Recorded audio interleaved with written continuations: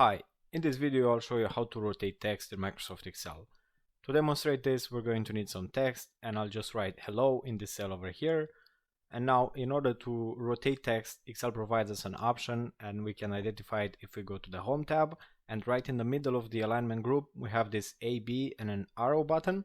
It's called orientation, and it helps us rotate text diagonally or vertically, and it's also a great way to narrow columns if we have long strings containing them and we like our columns to be more narrow, perhaps for printing a report on a single page or something like that. In order to rotate this hello text that I've just entered, I will select the cell where I've put my text, and then I'll go to the orientation button and click on it. You can play around with these options that we can see over here in this drop down menu. First, we can set the text direction to be clockwise or counterclockwise if we wanted our text to be rotated diagonally.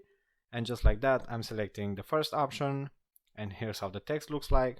And then another option, we can transform it to vertical text, which I think most of you will look after this option. And it's the third one from here, and here is how our text will end up looking like.